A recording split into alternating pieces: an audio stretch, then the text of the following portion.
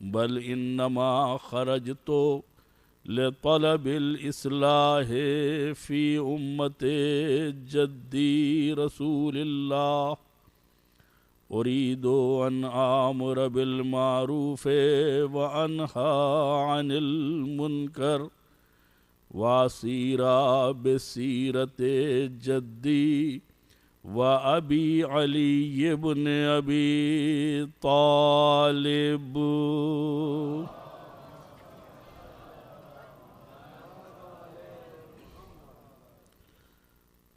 سرکار سید الشہداء حضرت امام حسین علیہ الصلاۃ والسلام کی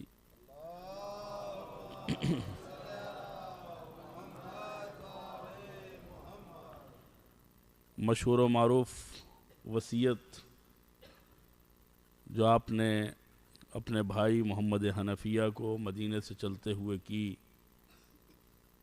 اس میں فرماتے ہیں کہ میں ظلم، ستم، فساد، شرانگیزی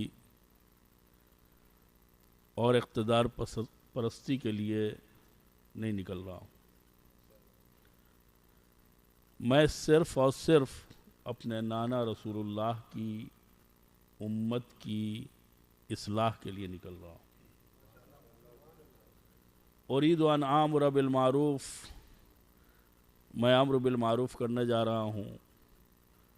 وانہا عن المنکر، میں نہی عن المنکر کرنے جا رہا ہوں. واسیر بسیرت جدی و ابی، میں اپنے نانا اور اپنے بابا کی سیرت پر عمل کرنے جا رہا ہوں. کربلا یعنی سیرت پیغمبر، سیرت مولا کائنات. واقع کربلا یعنی امر بالمعروف اور نہی عن المنکر کے فریضے پر مکمل عمل.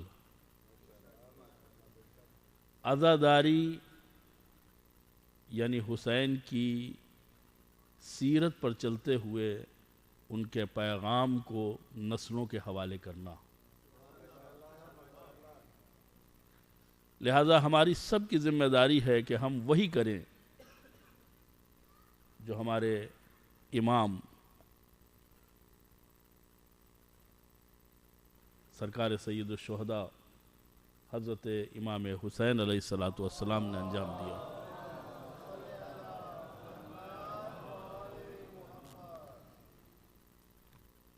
آپ نے اپنے جانے کا مقصد بیان کیا. تھوڑی سی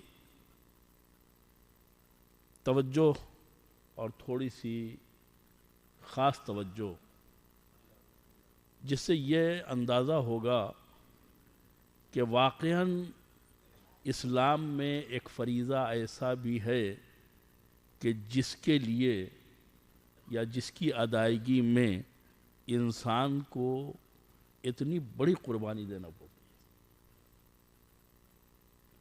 آیا اس قربانی کا تعلق صرف امام حسین سے ہے یا ہم سے بھی کچھ مطالبہ ہے؟ اس لیے کہ میں نے روز اول آپ کی خدمت میں عرض کیا تھا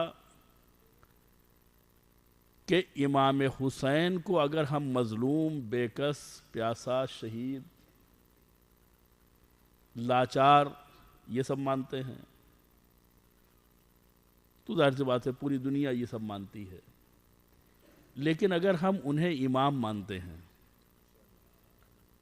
تو پھر ہماری ذمہ داری میں اضافہ ہو جاتا ہے امام اور ماموم کے رشتے کی مناسبت سے.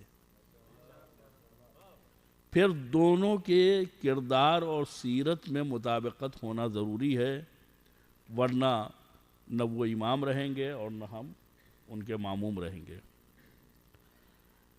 1400 سال سے یہ جو سلسلہ ازا جاری ہے یہ اسی رشتے کا تحفظ ہے کہ وہ آج بھی ہمارے امام ہیں اور ہم آج بھی ان کے ماموم ہیں. زیارت میں یہ جملہ پڑھ کر کے ہم اپنی تمنا کا اظہار کرتے ہیں کہ کاش ہم کربلا میں ہوتے تو آپ کے ساتھ قربانی دے کر کے اس مقام کے اوپر فائز ہو جاتے جس مقام کے اوپر آپ فائز ہوئے۔ لیکن امام حسین نے ہمارے لیے جو انتظام کیا ہے وہ یہ کہ اگر تم کربلا میں نہیں ہو تو بھی تم اس ذمہ داری کو ادا کر کے اپنے وقت کے امام کی صدائے حل من ناصر کے اوپر لبیک کہتے ہوئے آگے بڑھ کر کے اپنے فریضے کو ادا کر سکتے ہو، اور امامت سے، وقت کے امام سے اپنے رشتے کو جوڑ سکتے ہو، اور اپنے آپ کو فریضہ الہی کے لیے آمادہ کر سکتے ہو۔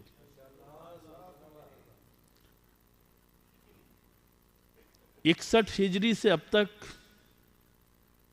اور اب سے قیامت تک عزاداری کا برپا ہونا، ماتمداری کا برپا ہونا، جلوسوں کا نکلنا، تبرکات کا برآمد ہونا، امام حسین کے نام پر لبیک کہنا،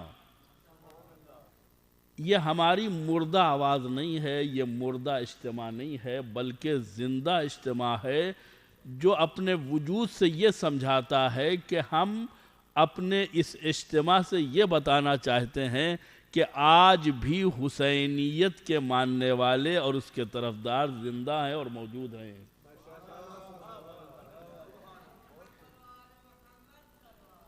اللہم صل۔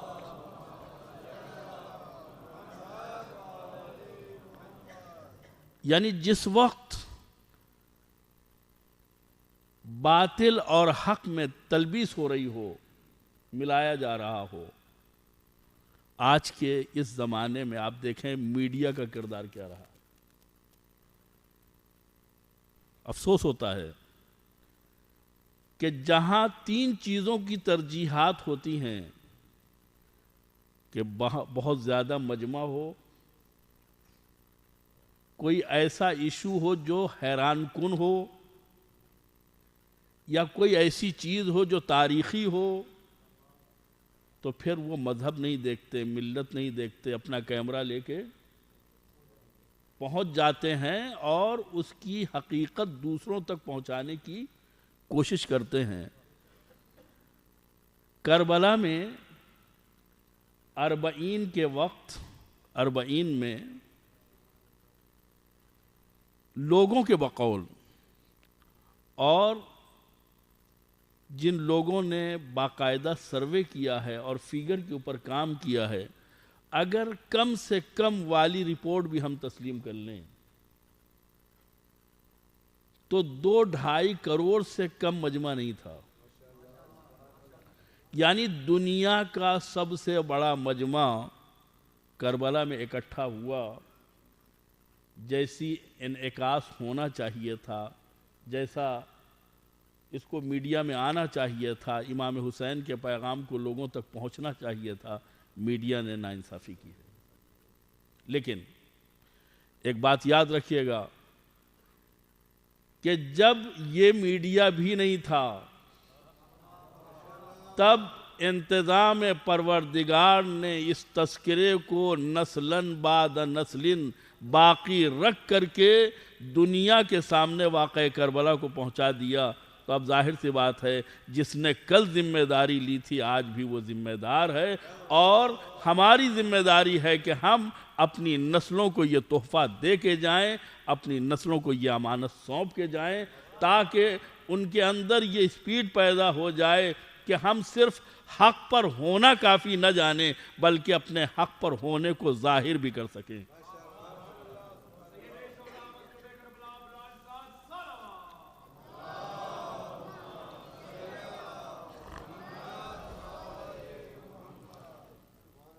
امام فرما رہے ہیں کہ میں جا رہا ہوں، امام جا رہا ہے۔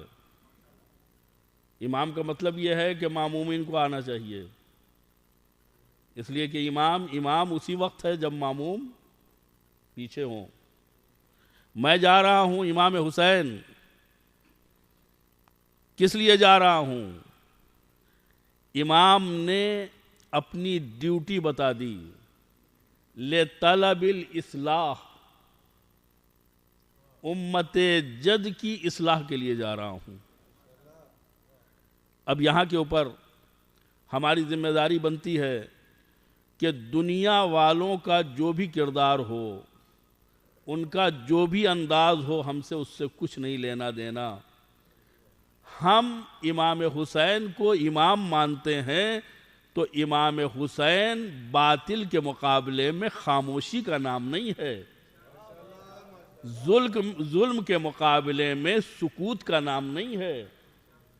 امام حسین جب لفظ آتا ہے تو یہ بات سمجھ میں آتی ہے کہ جہاں حریت ضمیر ہو وہاں حسینیت ہے، جہاں آزادی رائے ہو وہاں حسینیت ہے، تو جہاں حسینیت ہوگی وہاں پیغام حسین بھی ہوگا، اور جہاں پیغام حسین ہوگا وہاں آزاداری بھی ہوگی۔ امام فرما رہے ہیں میں جا رہا ہوں اصلاح امت کے لیے۔ اصلاح کا مطلب کیا ہوتا ہے؟ کریکشن۔ کس کا کریکشن؟ امت کا۔ یعنی میرے نانا نے دین لوگوں کے حوالے کیا تھا، وہ دین اپنے ٹریک سے، اپنی راہ سے ہٹ گیا ہے۔ اس کا مطلب کیا ہوا؟ کہ امام نے محسوس کیا، امام نے محسوس کیا کہ دین جیسے ہونا چاہیے تھا آج نہیں ہے، یا دین کے تعلق سے جو احساسات ہونے چاہیے تھے آج نہیں ہیں، لہذا اٹھ کھڑے ہوئے۔ اس کے مقابلے میں دوسرے ایسے ہیں، یا تو انہوں نے محسوس نہیں کیا، یا اگر محسوس کیا تو ہمت نہیں کی۔ امام فرماتے ہیں کہ دیکھو صرف اچھا بن جانا کافی نہیں ہے، اگر تم اچھے نہیں ہو تو اچھے بنو، اور اچھے بن جاؤ تو کام ختم نہیں ہوا، اب سماج کو اچھا بنانا ہے۔ اس لیے کہ مصلی پر بیٹھ کے تسبیح پڑھنا اور اپنی جنت کی فکر کرنا یہ خود غرضی ہے، لیکن سماج میں آ کر کے امت کی اصلاح کرنا تاکہ وہ بھی نجات کے راستے پر آ جائے، یہ ایثار ہے، قربانی ہے، فداکاری ہے۔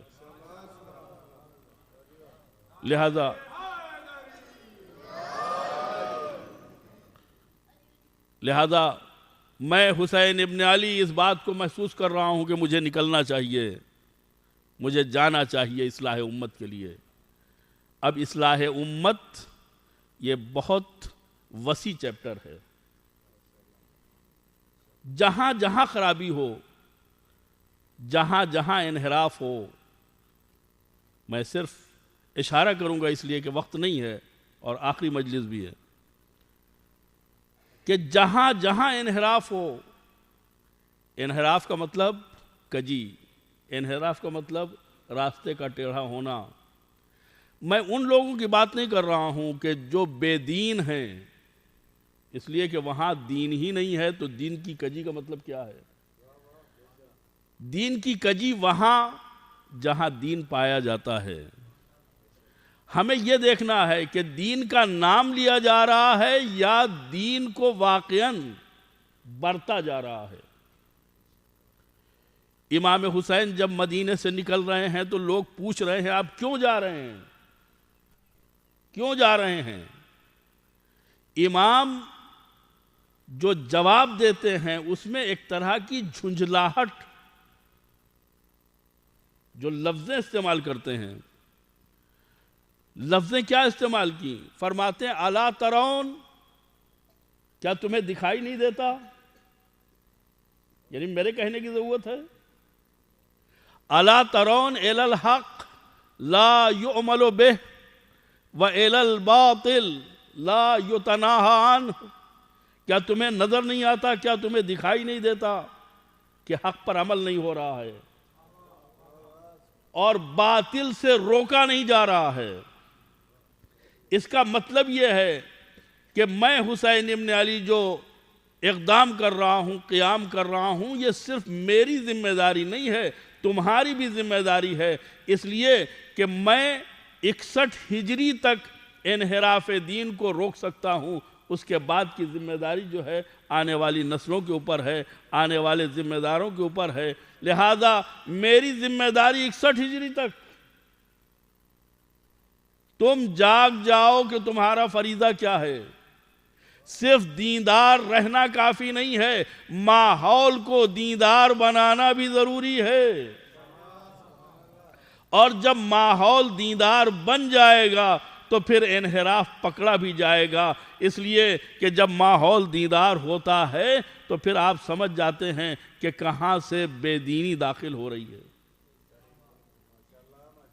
ہمارے ہاں کہاں کہاں کمی ہوتی ہے، یہ ایک ایسا موضوع ہے جس کے اوپر گفتگو بہت زیادہ ہوگی، لیکن میں صرف اشارہ کرنا چاہتا ہوں۔ ماحول بنانے کا مطلب کیا ہے؟ وہ ممالک، وہ معاشرے، وہ سماج جہاں حجاب شرعی کی پابندی ہوتی ہے، حجاب اسلامی کی،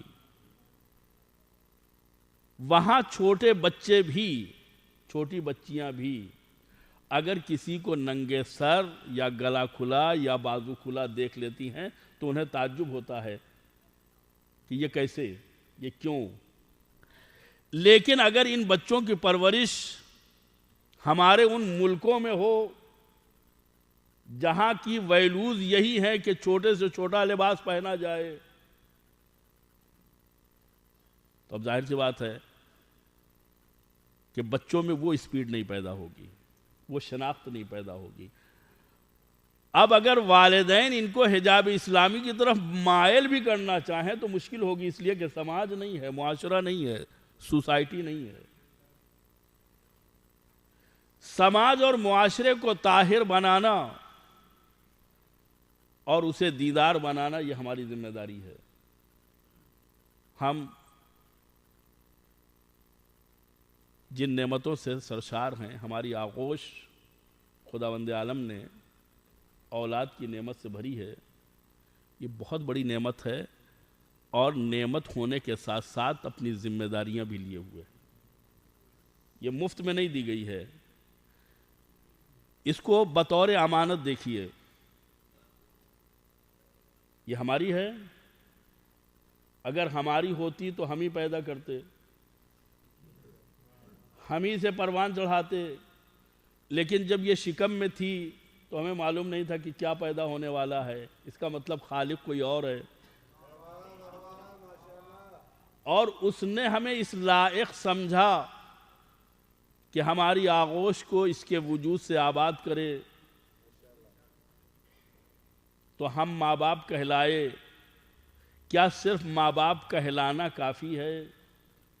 ماں باپ کی ذمہ داری کیا ہوتی ہے؟ اسلام نے تربیت کا جو معاملہ سامنے رکھا ہے وہ بچوں کی تربیت الگ سے کوئی چیز نہیں ہے، اس لیے کہ تربیت کے لیے تقریر، تربیت کے لیے سیمینار، تربیت کے لیے کانفرنس، تربیت کے لیے سمپوزیم، اس کا کوئی اثر نہیں ہوتا۔ اسلام کے ذہن میں اور اسلام کے تصور میں تربیت کا مزاج ہے عمل،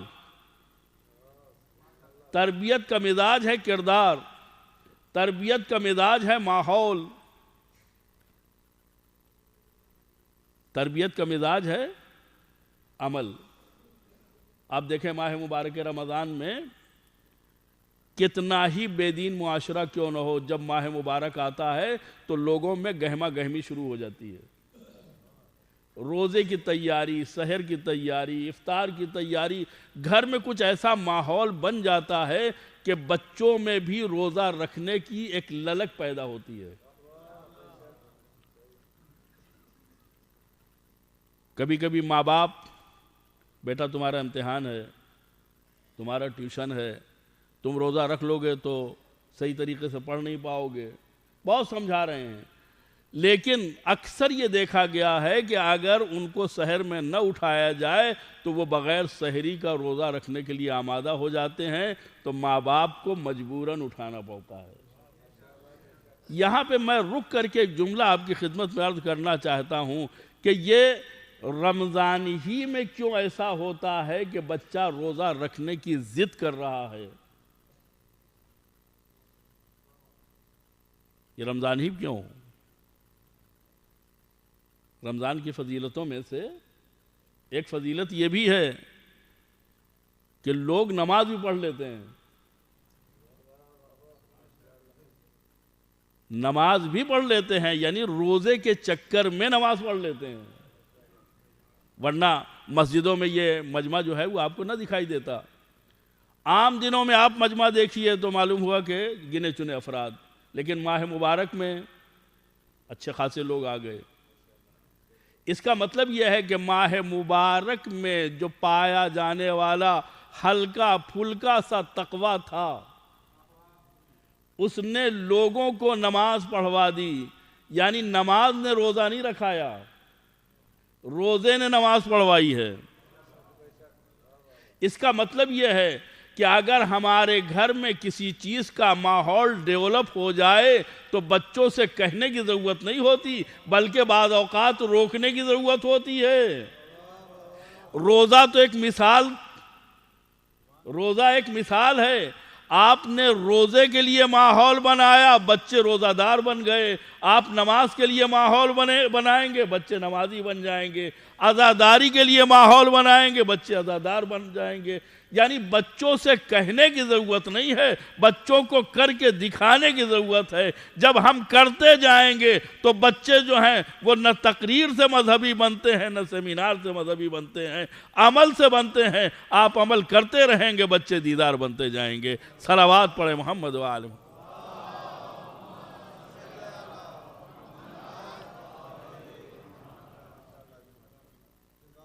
آج بچوں کی تربیت، تعلیم، اس کے اوپر کتنا زور دیا جا رہا ہے۔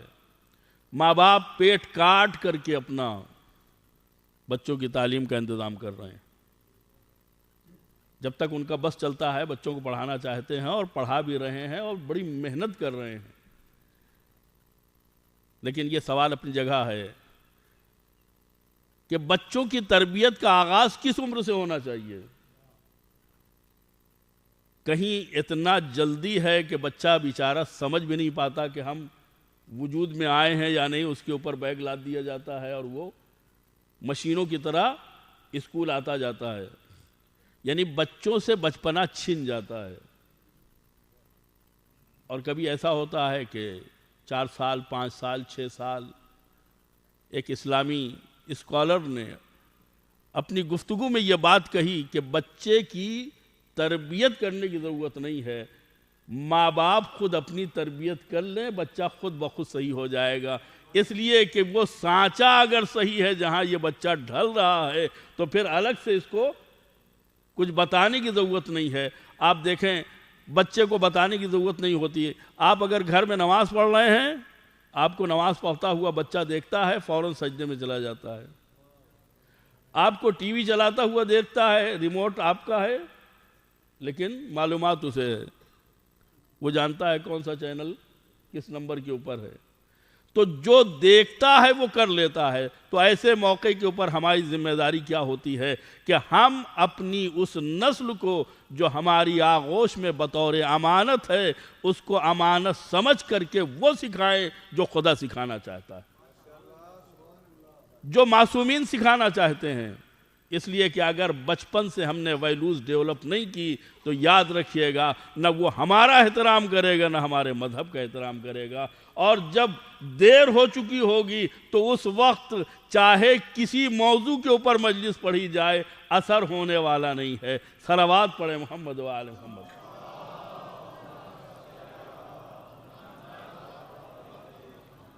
اريد ان آمر بالمعروف، میں امر بالمعروف کرنے جا رہا ہوں۔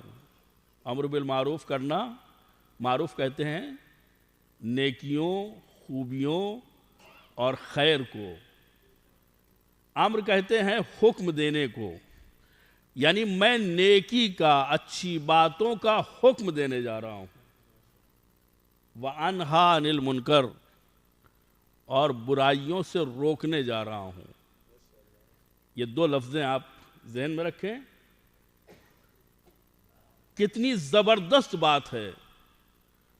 حکم دینا، منع کرنا، یہ آسان کام نہیں ہے۔ التماس کرنا تو آسان ہے، گزارش کرنا آسان ہے، سوال کرنا آسان ہے، ریکویسٹ کرنا آسان ہے، لیکن حکم دینا، حکم دینے کے لیے کم سے کم خود عمل کرنا ضروری ہے۔ میں حکم دینے جا رہا ہوں، یعنی یہ صرف میری ذمہ داری نہیں ہے، میرے ساتھ جتنے ہیں سب کی ذمہ داری ہے کہ وہ امر بالمعروف کریں، نہی عن المنکر کریں۔ آج ایک بات سامنے آتی ہے، جب ہم زمانے کی خرابی اور اپنی بے راہ روی کا مرثیہ پڑھتے ہیں تو کہتے ہیں زمانہ خراب ہے، سماج خراب ہے، معاشرہ خراب ہے، سوسائٹی خراب ہے۔ ذرا مجھے وہ سوسائٹی پکڑ کے دکھا دیجئے کہ وہ کون سا ہے، وہ معاشرہ کون سا ہے، وہ سماج کون سا ہے۔ یہ ہم ہی اور آپ کا مجموعہ ہے جو سماج کہلاتا ہے۔ ہم اچھے، آپ اچھے تو سماج اچھا، اور خدا نخواستہ ہم آپ خراب تو یہ سماج خراب نہیں ہے، ہم خراب ہیں۔ یہ معاشرہ خراب نہیں ہے، ہم خراب ہیں۔ تو صرف ہماری اپنی ذمہ داری نہیں ہے کہ ہم اچھے ہو جائیں، جس کو اچھا نہ دیکھیں اسے حکم دیں۔ حکم دینے کے لیے عمل ضروری ہے۔ پیغمبر کے پاس بھی ایک ضعیفہ اپنے بچے کو لے کے آتی ہے جو کھجور زیادہ کھا رہا ہوتا ہے۔ پیغمبر نے پہلے دن نہیں کہا، واپس کر دیا۔ دوسرے دن بلا کر کے کہا کہ کھجور زیادہ مت کھایا کرو، بڑھیا بگڑ گئی، اتنی دور سے آئی ہوں میں، یہی بات آپ کل کہہ دیتے، آج دوبارہ بلایا آپ نے ہمیں؟ کہا اس لیے بلایا کہ کل میں نے خود کھجور کھایا تھا۔ تو امر بالمعروف کرنا یہ آسان کام نہیں ہے، پہلے خود عمل کرنا ہوگا، اور ہر ایک کی ذمہ داری ہے، باپ کی ذمہ داری ہے، بیٹے کی ذمہ داری ہے، بھائی کی ذمہ داری ہے، بہن کی ذمہ داری ہے، بیوی کی ذمہ داری ہے، شوہر کی ذمہ داری ہے۔ جب سب کی ذمہ داری ہے اور سب اس بات کے اوپر آمادہ ہو جائیں تو اب ظاہر سی بات ہے کہ سب پہلے عمل کریں گے، بعد میں حکم دیں گے۔ اور جب سماج میں امر بالمعروف اور نہی عن المنکر کا مزاج پیدا ہو جائے گا تو اب کسی سے کچھ کہنے کی ضرورت ہی نہیں، اس لیے کہ سب اپنے فرائض کے اوپر اتنے عامل ہوں گے کہ اب کسی سے کہنے کی ضرورت نہیں ہے۔ لیکن اس کے باوجود ہمارے اندر ہمت نہیں ہے امر بالمعروف کی، نہی عن المنکر کی۔ اور امر بالمعروف اور نہی عن المنکر تو دور کی بات ہے، ہم غلط وضو دیکھتے رہتے ہیں، خاموش رہتے ہیں، غلط نمازیں دیکھتے رہتے ہیں، ہمیں معلوم ہے کہ نماز غلط ہے، لیکن ہمت نہیں ہے کہیں بگڑ نہ جائے، کہیں ناراض نہ ہو جائے۔ ٹھیک ہے، آپ ایسی بات نہ کیجئے کہ ناراض ہو جائے، لیکن اصلاح تو کیجئے۔ اگر سب نظر پھیر کے چلے جائیں گے تو اس کی اصلاح کون کرے گا؟ اصلاح میں ناراضگی نہیں ہے، طریقہ اصلاح میں ناراضگی ہے۔ میں ایک پیغام دینا چاہ رہا ہوں، طریقہ اصلاح میں آپ کسی کو بھی، ایک چھوٹے سے بچے کو بھی دوسروں کے سامنے اگر اس طریقے سے کچھ بتائیں گے کہ گویا اس نے غلطی کی ہے اور آپ اس کی اصلاح کر رہے ہیں تو وہ دل سے قبول کرنے کے لیے تیار نہیں ہوگا۔ لیکن اگر آپ اشارے سے، کنائے سے، بہانے سے، ائمہ کی سیرت ہمارے سامنے ہے، ایک ضعیف آدمی کو غلط وضو کرتے ہوئے دیکھا تھا، دونوں امام تھے، کس لہجے میں ان کا وضو صحیح کرایا؟ ہم ہوتے، آپ ہوتے تو یہی کہتے کہ بڑے میاں اتنی عمر ہو گئی، 90 سال کے ہو گئے، مرنے کے قریب ہو، تم کو وضو بھی کرنا نہیں آتا ہے تو نماز کیا ہوگی تمہاری؟ لیکن امام فرماتے ہیں کہ ہم دونوں بھائی وضو کرتے ہیں، تم دیکھو ہم میں سے کس کا وضو صحیح ہے۔ مقصد بے عزتی کرنا نہیں ہے، مقصد اصلاح کرنی ہے۔ اگر اصلاح کی نیت سے کوئی قدم اٹھایا جاتا ہے تو اس کا اثر بھی مثبت ہوتا ہے، اور ہماری ذمہ داری بھی ہے کہ ہم اصلاح کی نیت سے قدم اٹھائیں اور کسی کی بے عزتی نہ کریں۔ پیغمبر اسلام صلی اللہ علیہ وآلہ وسلم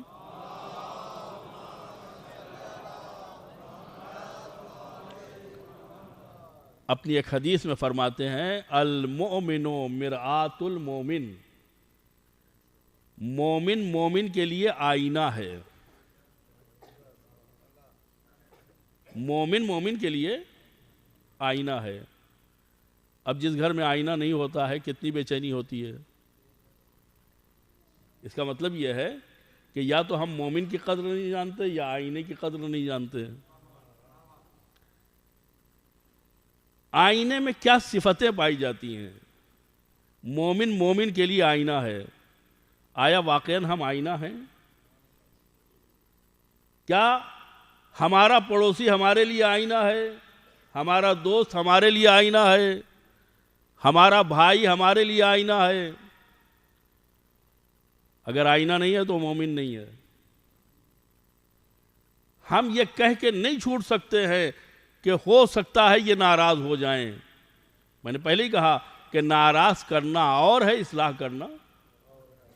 اصلاح سے کوئی ناراض نہیں ہوتا، آئینے کا کام ہی ہے اصلاح کرنا۔ جب آئینہ ٹنگا ہوتا ہے، آپ اس کے سامنے کھڑے ہوتے ہیں تو آئینہ کیا انجام دیتا ہے، کیا ڈیوٹی کرتا ہے؟ جو دیکھتا ہے وہ بغیر کم و کاست کے بیان کر دیتا ہے۔ ہمارا آئینہ ہے لیکن بے مروت، کبھی اس نے لگائی بجھائی نہیں کی کہ چہرے کے اوپر داغ لگے ہوں اور کہتا ہو کہ نہیں آپ کے چہرے پہ داغ نہیں ہے، نہیں۔ آئینہ جو ہے صاف بولتا ہے، اس کے سامنے جائیے تو بولتا ہے۔ ہم سامنے سے ہٹ جاتے ہیں، دوسرا آدمی جاتا ہے تو ہماری بات دوسرے سے نہیں بتاتا،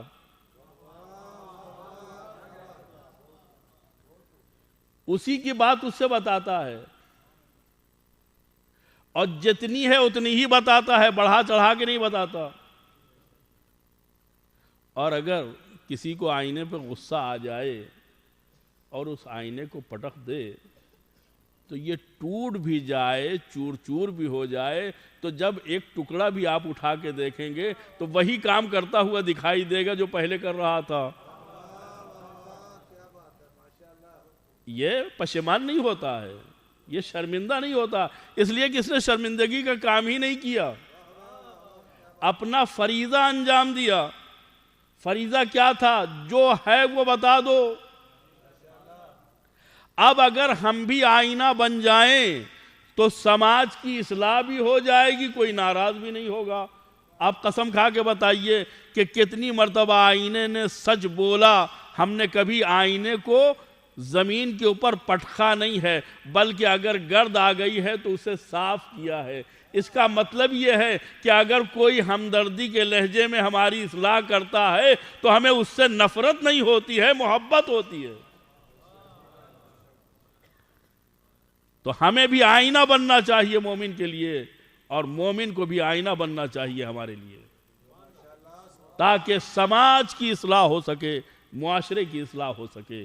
اس لیے کہ اگر ہم ایک دوسرے کی کوتاہیوں کو ایک دوسرے کے سامنے پیش نہ کریں گے تو پھر اصلاح کیسے ہوگی؟ ہمارے چھٹے امام حضرت امام جعفر صادق علیہ السلام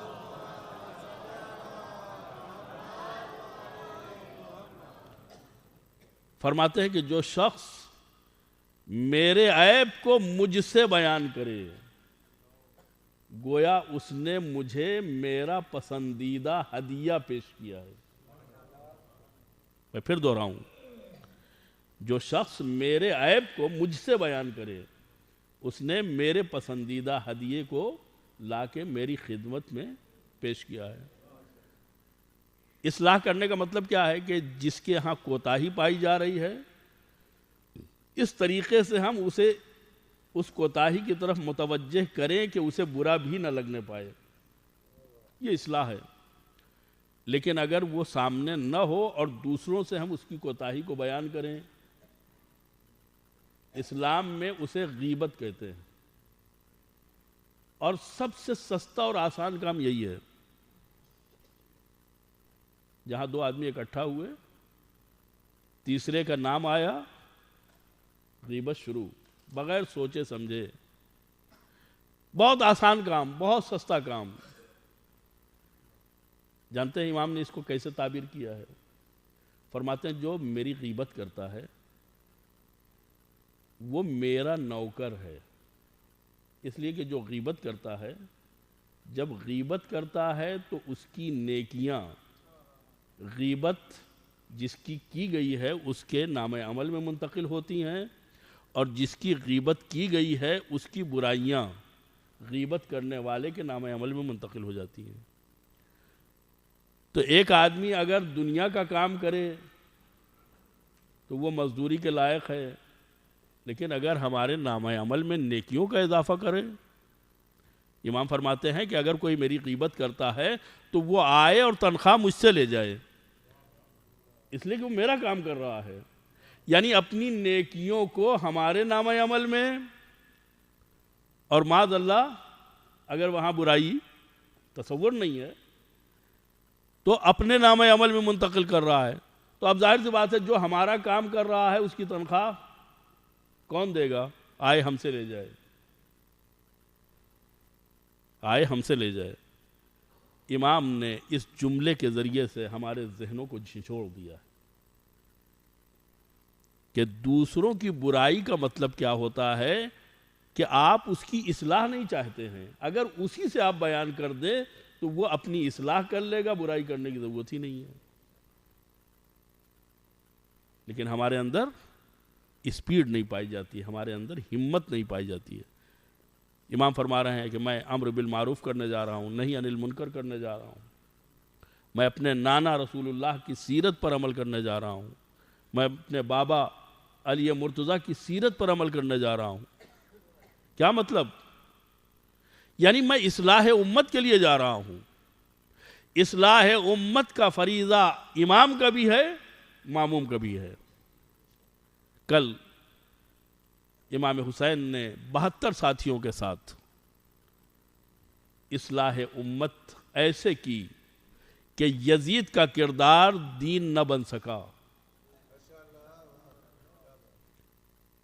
یزید کے افعال مذہب نہ بن سکے۔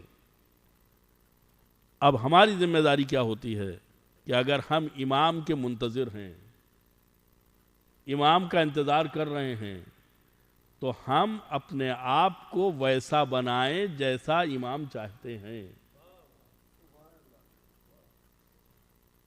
انتظار کا مطلب کیا ہوتا ہے؟ امام آئیں گے تو کیا کریں گے؟ منتظر کی کیفیت کیا ہوتی ہے؟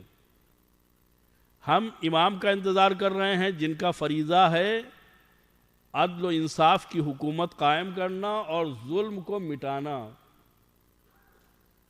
اگر ہم عادل حکومت کے سپاہی ہیں، عادل لشکر کے سپاہی ہیں، تو ہمارے ہاں ظلم نہیں ہونا چاہیے۔ اگر ظلم پایا جاتا ہے تو اس کا مطلب یہ ہے کہ ہم امام کے منتظر نہیں ہیں۔ اس لیے کہ جب امام آئیں گے تو ظلم بھی ختم ہوگا، ظالم بھی ختم ہوگا۔ ایک رات میں عادتیں بدلنے والی نہیں ہیں، لہذا اگر واقعاً ہم امام کے منتظر ہیں تو ہمیں اپنی عادتوں کو بدلنا ہوگا، اپنے پالے کو بدلنا ہوگا، اپنی جگہ کو بدلنا ہوگا، ظلم کے خانے سے نکل کے عدل و انصاف کے خانے میں قدم رکھنا ہوگا۔ اور اگر ہم نے یہ نہیں کیا تو ہم لفظ استعمال کر رہے ہیں کہ ہم منتظر ہیں، ہم انتظار کر رہے ہیں، انتظار عمل ہے، انتظار بے حسی نہیں ہے، انتظار سکوت نہیں ہے، انتظار بے عملی نہیں ہے۔ اگر آپ کسی کا انتظار کرتے ہیں تو یہ دیکھا جاتا ہے کس لیے انتظار کر رہے ہیں۔ کسی کو آپ نے دعوت دی ہے کھانے کے اوپر، تو اب انتظار کا مطلب یہ ہے کہ آپ نے اپنا کام مکمل کر لیا ہے، اب صرف اس کے آنے کی دیر ہے۔ لیکن کبھی ایسا ہوا ہے کہ آپ نے کسی کو کھانے پہ بلایا ہو اور انتظار کر رہے ہو کہ وہ آ جائے تو پکائے گا؟ تو پکانے کے لیے بلایا ہے یا کھلانے کے لیے بلایا ہے؟ اگر دعوت کی ہے تو دعوت کا تقاضا یہ ہے کہ آپ پہلے سے سارے سامان کو فراہم کریں۔ وہ آئیں گے تو دنیا کو سیدھا کر دیں گے۔ اس کا مطلب کیا ہوا؟ اس کا مطلب یہ ہوا کہ ہم اپنی ذمہ داری کو ادا کرنے کے لیے آمادہ نہیں ہیں۔ امام جب آئیں گے تو اپنا کام کریں گے، لیکن ہم کیا کر رہے ہیں؟ اگر ہم امام کے منتظر ہیں، ہم ان کے چاہنے والے ہیں، ہم ان کے اگر مقصد کے حامی اور مددگار ہیں تو ہماری ذمہ داری کیا بنتی ہے؟ میں اپنی بات کو مختصر کرتے ہوئے عرض کرنا چاہتا ہوں کہ موسم تبدیل ہوتا ہے، حالات تبدیل ہوتے ہیں، ظاہر سی بات ہے حالات کے اوپر ہمارا بھرپور کنٹرول نہیں ہوتا۔ جب گرمی ہو جاتی ہے تو ہم پورے ملک کا موسم نہیں بدل سکتے۔ شہر کا بدل سکتے ہیں؟ نہیں بدل سکتے۔ محلے کا بدل سکتے ہیں؟ نہیں بدل سکتے۔ اگر ہماری سطحی زندگی ہے تو پورے گھر کا بھی موسم ہم نہیں بدل سکتے ہیں۔ کم سے کم ایک کمرے میں اے سی یا پنکھا لگا کر کے ہم اصلاح کر لیتے ہیں۔ اس کا مطلب کیا ہے کہ جتنا ہم سے ممکن ہوا، اگر موسم نہیں بدل سکے، شہر کا ماحول نہیں بدل سکے، ملک کا ماحول نہیں بدل سکے، محلے کی فضا نہیں بدل سکے، تو کوئی ہمیں اس بات کے اوپر تانے نہیں دیتا ہے، اس لیے کہ یہ ہمارے امکان میں نہیں ہے۔ لیکن اگر ہم شہر کا ماحول نہیں بدل سکتے تو کیا ہم کمرے میں ایک پنکھا نہیں لگا سکتے؟ کمرے میں پنکھا لگانا اس بات کی علامت ہے کہ جتنی توانائی تھی ہم نے اتنا انتظام کر لیا۔ امر بالمعروف کرنا، نہی عن المنکر کرنا، اصلاح امت کرنا، یعنی پوری کائنات کو حسینیت کے راستے پہ لگانا ہے۔ اب اگر ہم نے پورے ملک کو حسینیت کا راستہ نہ دکھا پائے، اگر ہم اپنے شہر کو حسینیت کا راستہ نہ دکھا پائے، اپنے خاندان کو حسینیت کا راستہ نہ دکھا پائے، اپنے بیوی بچوں کو نہ دکھا پائے، تو کم سے کم ہم خود عمل کر کے اپنی توانائی کا اظہار کر سکتے ہیں، تاکہ جب فرزند زہرا آئے تو ہمارا عذر قابل قبول بن جائے۔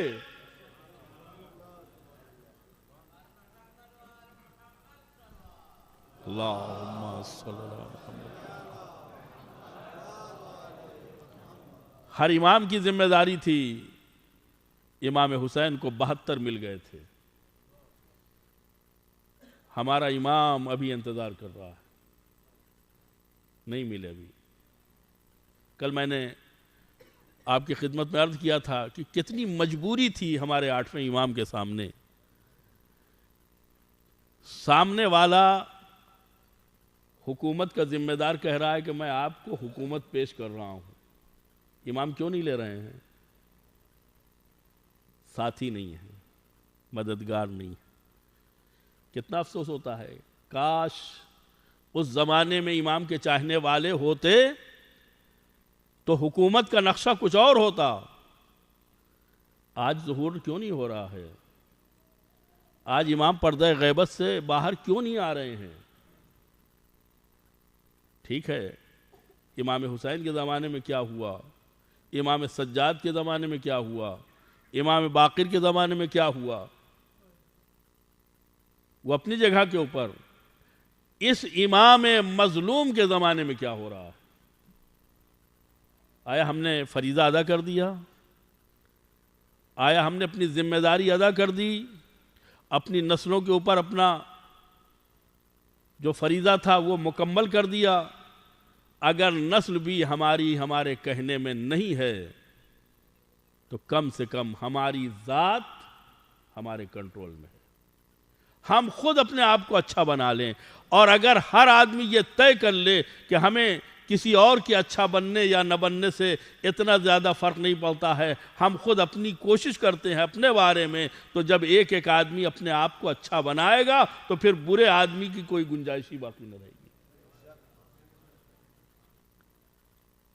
عدل و انصاف کی حکومت کے ہم منتظر ہیں، اس لیے کہ وہی آئیں گے خون شہداء کا انتقام لیں گے، وہی آئیں گے جو مظلوم کے بہے ہوئے خون کا بدلہ لیں گے۔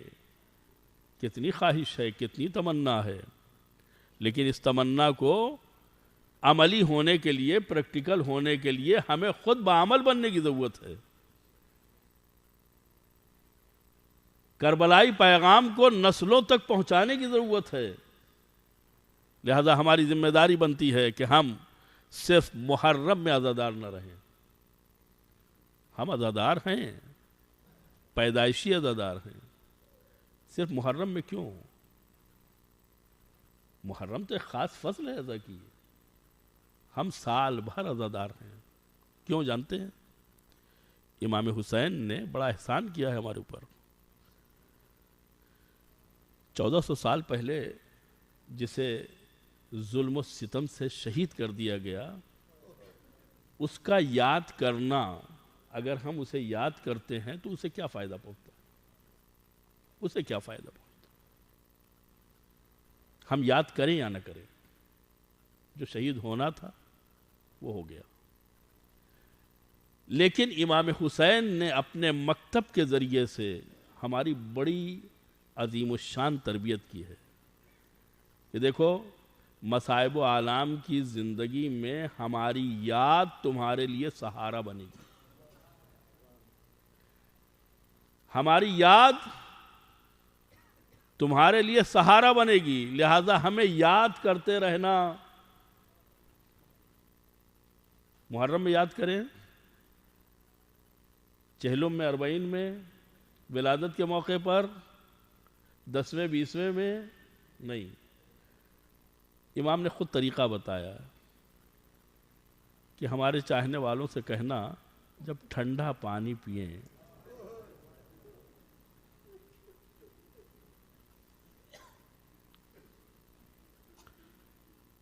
آدمی غذا کا انتظام دن میں 2-3 مرتبہ کرتا ہے، لیکن پانی کئی مرتبہ پیتا ہے۔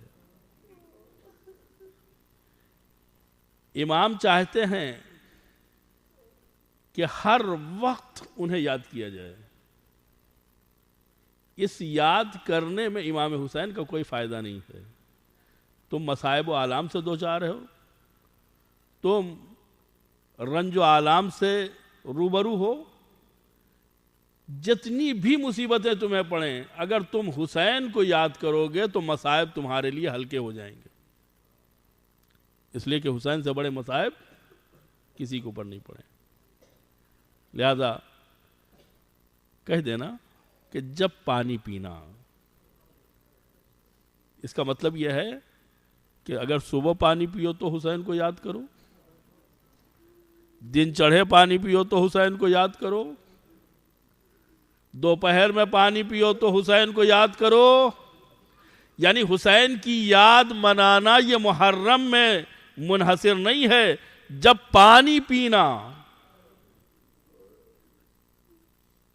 یعنی حسین یاد رہے، حسین کو یاد کرنا۔ اور اگر کسی غریب الوطن کا جنازہ دیکھ لینا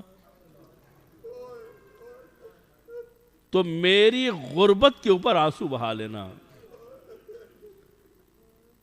اس لیے کہ میں ایسا غریب الوطن ہوں کہ جس کا بدن زمین گرم کربلا پر بے گور و کفن کئی دن تک پڑا رہا، کوئی دفن کرنے والا نہیں تھا۔ ایک وصیت اور فرماتے ہیں کہ ہمارے چاہنے والوں کو ہمارا سلام کہہ دینا۔ عزیزو، جب کوئی مصیبت میں گرفتار ہوتا ہے تو اپنے بہت یاد آتے ہیں۔ وقت ہوتا تو میں تفصیل سے امام کے ان اشعار کو آپ کے سامنے پیش کرتا کہ جس میں امام نے اپنے چاہنے والوں سے خطاب کر کے کہا، کاش تم روز عاشورہ ہوتے تو ہماری مظلومیت کو دیکھتے۔ میں آواز دوں گا، آقا ہم نے مظلومیت دیکھی نہیں ہے لیکن سنی ضرور ہے۔ اے آقا آپ کا سلام ہم تک پہنچ گیا۔ آپ کو معلوم ہے کہ جب حبیب بن مظاہر آئے تھے اور شہزادی زینب نے انہیں سلام کہلایا تھا تو بی بی کے اس سلام کی ایسی قدر کی تھی کہ زمین پر بیٹھ کے منہ پہ تماچے مارے تھے کہ آئے آل محمد کے اوپر یہ وقت آ گیا ہے کہ شہزادیاں غلاموں کو سلام کہلائیں۔ آپ کے لیے معصوم امام کا سلام حاضر ہے۔ کس سے کہا، سید سجاد جب چھٹ کے مدینے جانا تو چاہنے والوں کو سلام کہہ دینا۔ زینب جب چھٹ کے مدینے جانا تو چاہنے والوں کو سلام کہہ دینا۔ اور جب بچی اپنے باپ کے پامال لاشے سے لپٹی ہوئی بیان کر رہی تھی اور زینب نے پوچھا کہ بتاؤ اور بھی تمہارے بابا نے کچھ کہا؟ ہاں کہا ہے کہ پھوپھی سے کہہ دینا کہ جب چھٹ کے مدینے جائیں تو ہمارے چاہنے والوں کو سلام کہہ دے۔ حسین کو اتنی فکر ہے چاہنے والوں کی، آئیے مل کے حسین کے سلام کا جواب دیں۔ آدم کے وارث تجھ پر سلام، نوح کے وارث تجھ پر سلام، ابراہیم کے وارث تجھ پر سلام، موسیٰ اور عیسیٰ کے وارث تجھ پر سلام، محمد عربی کے وارث، خدیجۃ الکبریٰ کے وارث، فاطمہ زہرا کے وارث تجھ پر سلام۔ سلام ہو ان ہونٹوں پر جو آخری وقت تک تشنا رہے، سلام ہو اس گردن پر جسے شمر کے کند خنجر نے، سلام ہو اس سر اطہر پر جو نوک نیزہ کے اوپر بلند کیا گیا، سلام ہو اس جسم اطہر کے اوپر جو بیچ میں رکھا گیا، ادھر کے گھوڑے ادھر، ادھر کے گھوڑے ادھر، بیچ میں زہرا کا لال پامال سم اسپا ہو گیا۔ عزیزو، یہ وہ ایام ہیں کہ جو آل محمد مدینے کی طرف بڑھ رہے ہیں، مدینے سے قریب ہوئے، بس 2 جملے مصائب کے، مدینے سے قریب ہوئے، زینب و ام کلثوم نے ہماری کا پردہ اٹھایا، مدینے کے در و دیوار دکھائی دیے، زینب و ام کلثوم کا وہ مرثیہ، مدینہ تو جدنا لا تقبلینا، اے میرے جد بزرگوار کے مدینے میرے آنے کو قبول نہ کرنا، اس لیے کہ جب ہم یہاں سے نکلے تھے تو ہمارے سروں پر وارثوں کے سائے تھے، ہماری آغوش بچوں سے بھری ہوئی تھی، لیکن اب جو پلٹ کے آ رہے ہیں نہ ہمارے سر پہ وارث ہیں نہ ہماری آغوش میں بچے ہیں۔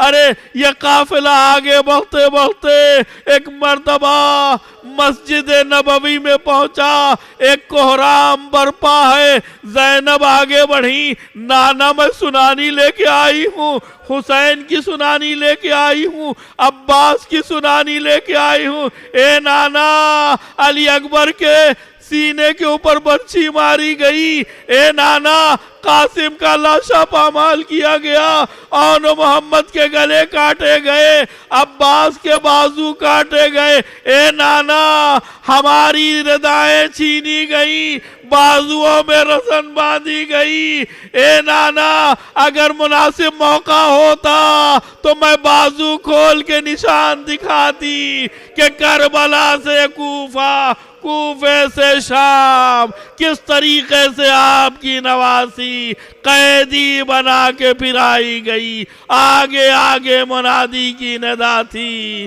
تماشا دیکھنے والوں، یہ ترک و دیلم کے غلام و کنیز نہیں ہے، ہذہی سبایا من بنات رسول اللہ، یہ آل پیغمبر ہے جو قیدی بنا کے پھرائے جا رہے ہیں۔ بی بی آواز دے رہی تھی، واہ محمدہ، واہ علیہ، واہ حسینہ۔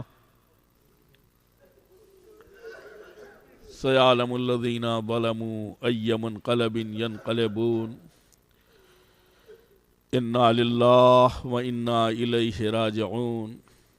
الہی بحق الزہراء و ابیہا و بعلہا و بنیہا و بحق الائمۃ التسعۃ الطاہرین من ذریۃ الحسین علیہ الصلاۃ والسلام فاستجب دعانا واقضی حاجاتنا برحمتک یا ارحم الراحمین۔ پروردگارہ ہمارے اس عمل کو اپنی بارگاہ میں قبول فرما،